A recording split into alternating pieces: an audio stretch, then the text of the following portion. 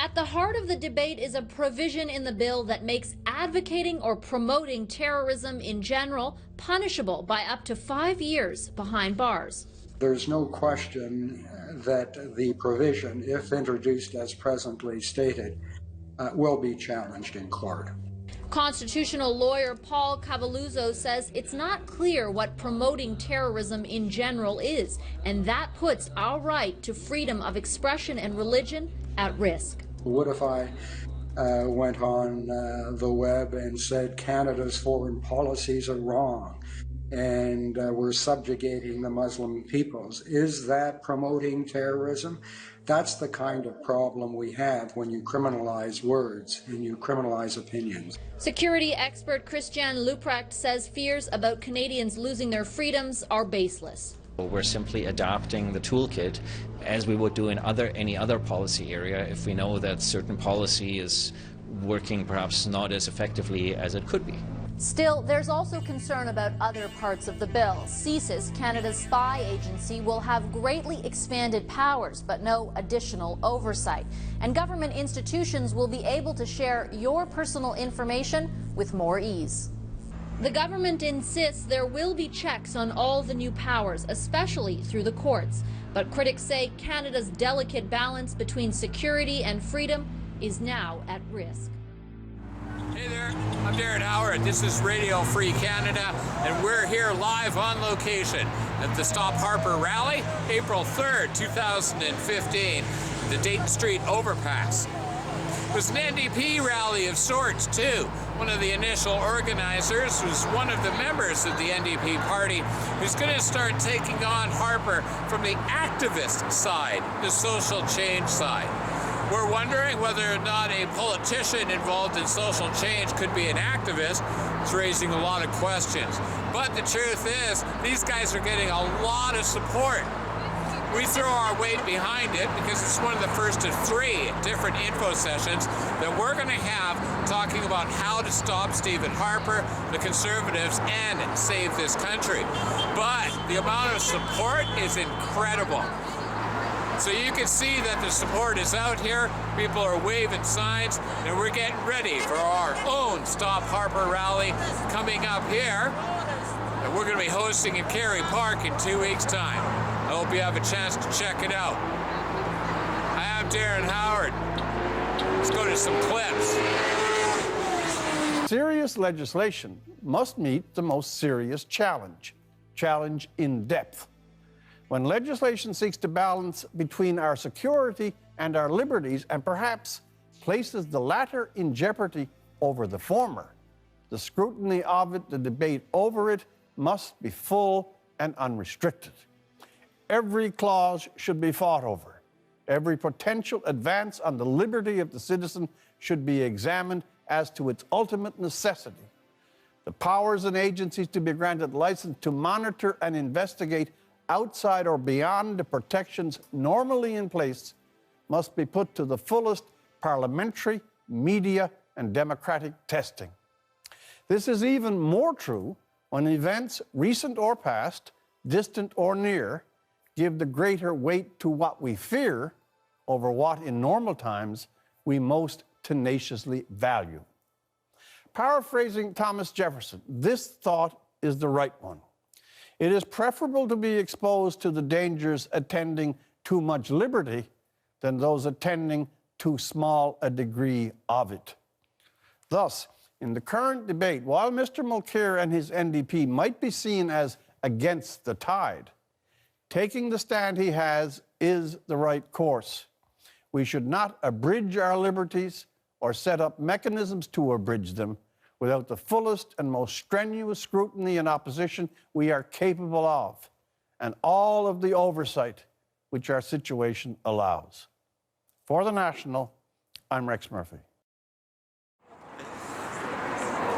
You know me, I just want 20 seconds. Oh yeah, That's all exactly. I care about. No, in terms of the whole Harper and security, I think our biggest threat to security right now would be the Harper government itself, working with the enforcement enforcement of our RCMP, in terms of denying us the right to do exactly what we're doing right now, which is an absolute joke.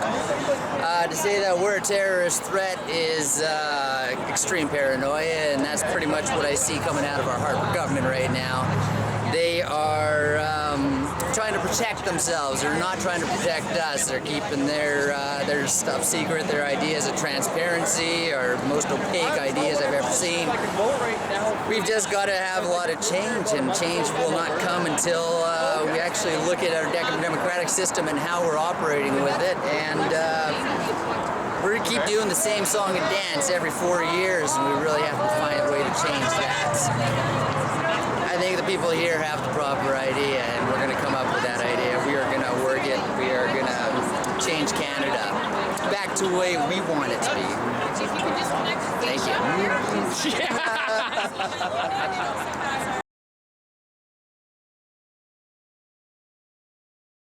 We are coming, and we will destroy you. As fears of Canadian extremists going abroad to fight with ISIS grow, Public Safety Minister Stephen Blaney says the latest, a 23-year-old woman who went to Syria to join ISIS, couldn't have been stopped. Currently, we are not able to prevent a high-risk traveler from boarding an airplane. Blaney says that's why the government's new anti-terror laws are needed, insisting there's no time to wait. Clearly, Canada cannot become an exporter of terrorism. It's simply reckless and irresponsible to try to ram it through. The opposition wants a vigorous debate, but will likely get just 3 days for a committee to go over the bill.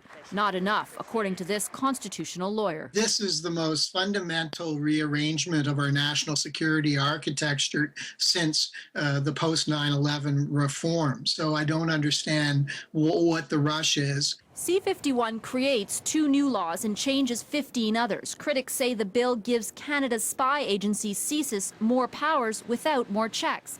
It allows government agencies to share your personal information more easily and maybe even with a foreign country, and broadens the definition of terrorism so much that free speech and protesters could be at risk. Conservatives insist the criticism is misplaced. They say CSIS will need a judge to approve the use of any new powers, and argue talk of jailing protesters or people expressing dissent is fear-mongering. But the hardline approach isn't winning over some Muslim leaders, concerned it will push extremists underground. If we're not able to speak about these kinds of issues, and we don't have safe spaces where people can feel comfortable expressing their thoughts and ideas, and to have them challenged, then it is counterproductive. Time to be heard is running out. Conservatives say they want the bill to become law by the summer.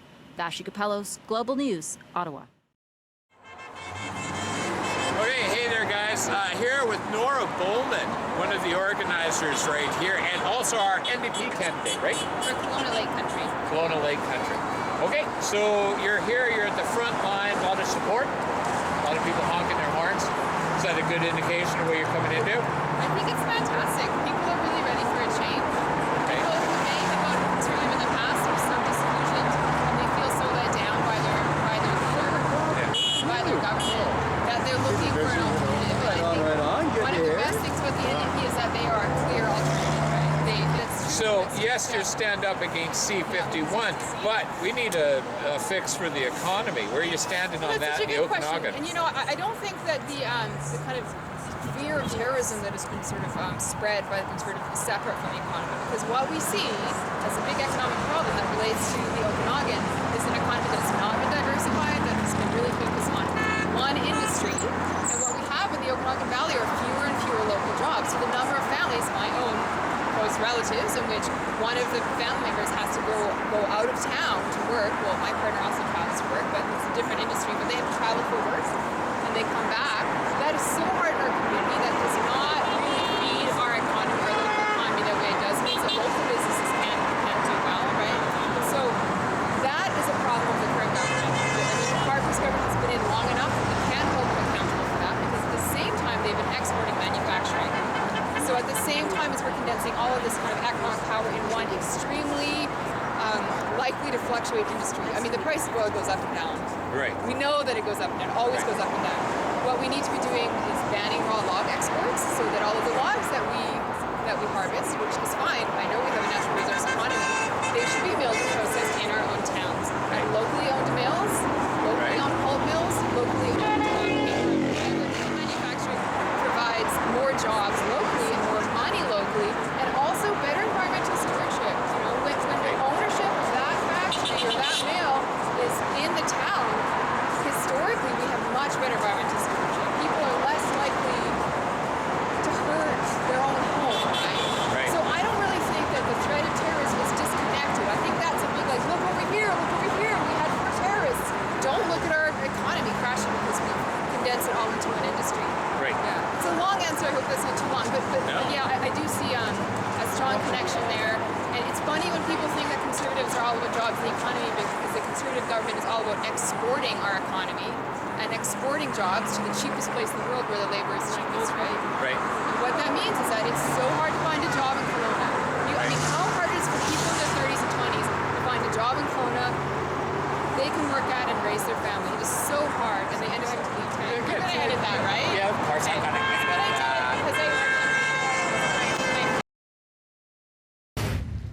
Which great political leader was it who said the only thing we have to fear is fear itself?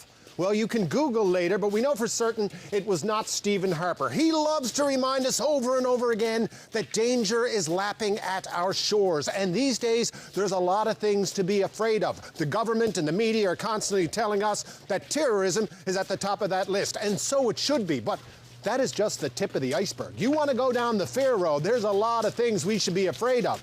Danger is not just lapping at our shores, it's in the bathroom. Do you have any idea how many bad things can happen to you in the bathroom? People die in there every year, hundreds of them.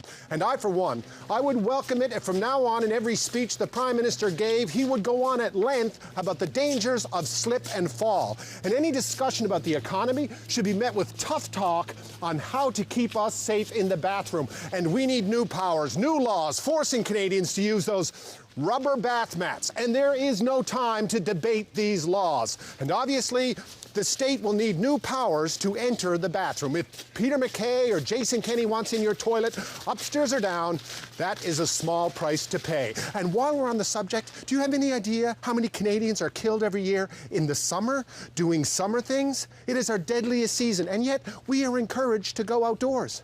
That needs a rethink. If you go online and you research all the frightening things in this world, you will realize Stephen Harper is right. We have every reason to be afraid. But if we give in to that fear, we would never debate a bill, go outdoors, or take a shower again.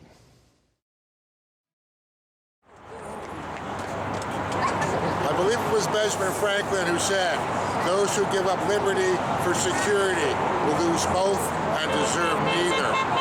Right now, the Harper government is trying to push for security. They're trying to keep us afraid of a vague jihadist threat that doesn't exist here in Canada. We've had 2 deaths due to terrorism here in Canada. You're far more likely to die slipping in your bathtub than from terrorist attack.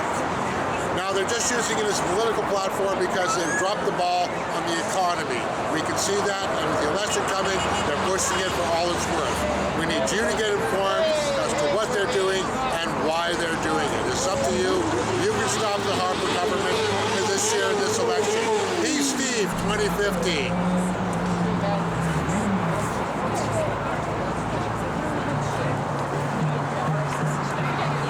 So it's a very excellent day out here today, and it was really good talking to somebody who actually answered a question. A politician answered a question. It had a real answer, too, with some statistics behind it. Holy smokes. I'm in a state of awe. But the fact of the matter is, exactly the way I started out. They have not stopped honking. There's no lack of support whatsoever. In fact, people are making more and more noise as soon as they see the Stop Harper sign or any of the banned C-51 signs. The people are honking their support. It's solid sign that right here in the middle of conservative wasteland, the support for the status quo is not happening the way they want it to. We're going to make sure it stays that way. I am Darren Howard. This is independent media for an intelligent world. Radio Free Canada. Thanks for tuning in.